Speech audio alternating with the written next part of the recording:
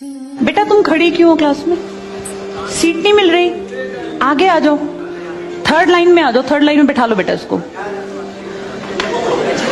फिर तेरी बहन को जब कोई कहेगा यहाँ आके बैठ जा, फिर अच्छा लगेगा?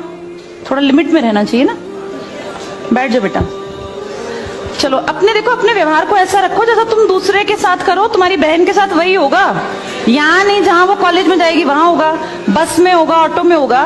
समाज सबसे मिलके बनता है। तुम घटिया हो ना किसी के लिए, तो तुम्हारी बहन के लिए 100% कोई ना कोई घटिया। भगवान जो है कर्मा रिटर्न्स बैक है, ये सीधी थ्योरी है ये। और ये मैं अपने लिए भी मानती हूँ, मैं अपनी बेटी के लिए भी मानती हूँ।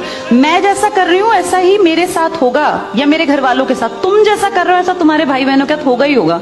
हम किसी भी बेटी के साथ गलत करेंगे ना, तो अपने आप को इसके लिए तैयार रखना कि मेरी बहन भी पढ़ने निकलेगी। आज छोटी है तो कल निकलेगी। चाचा की बेटी, मामा की बेटी, ऐसा नहीं कोई घर में रिश्ते ही ना हो, माँ भी तो होगी।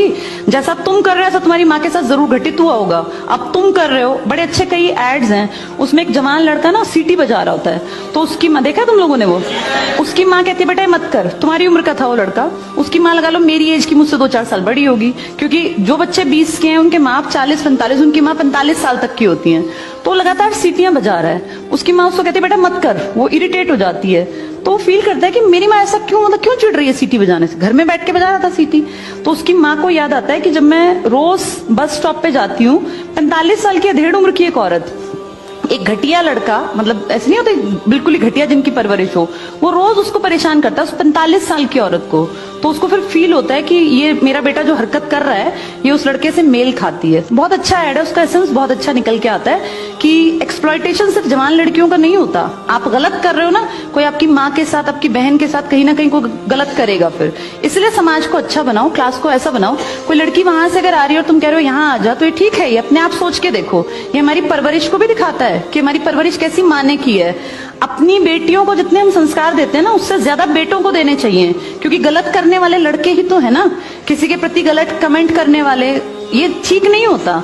इतने काबिल बनो कि कोई तुम्हारे साथ बैठना चाहे। तुम्हें ये कहना पड़ रहा है कि यहाँ के बैठो, तुम कोई वो छिछोरे 70-80 के दशक के लड़के थोड़ी ना हो, पढ़े लिखे 21वीं-22वीं सदी के लड़के बैठे हो। तुम कोई बच्चे नहीं हो। अब अपने व्यवहार को इतना अच्छा बनाओ, क्योंकि जब गलत बात बोलो ना तो ये सोच के बोलना कि मेरे घर में जो औरत है ना उसको ये सहना पड़ रहा है कहीं ना कहीं। तुम ही लोगों ने समाज बना रखा है, इसको घटिया बना लो चाहे अच्छा बनाओगे तो पूरा समाज अच्छा बन जाएगा। घटिया बनाओगे तो तुम्हारी माँ को भी 100% सुनना पड़ता होगा, क्योंकि ये कर्म है, ये किसी को नहीं छोड़ते। तुम सबको चार दीवारी में नहीं रख पाओगे। तुम्हारी माँ को भी कहीं ना कहीं बाहर निकलना पड़ता है, चाहे वो मार्केट सब्जी लेने जाती हो, गाँव में रहते हो तो गली में तो निकलती है ना, उसको भी सुनना पड़ता होगा, क्योंकि समाज बनाने वाले तुम ही लोग हो। तो ये ध्यान रखो सबको कि भाई किसी को हमारे किसी भी कमेंट से बुरा ना लगे, और इनको अलग मत समझो। जैसी तुम्हारी बहनें ऐसी ही ये हैं। पसंद आना कोई अलग बात होती है, पर व्यवहार अच्छा रखना चाहिए। तुम्हारी परवरिश अच्छी माने की है, कम से कम ये दिखा के चलना।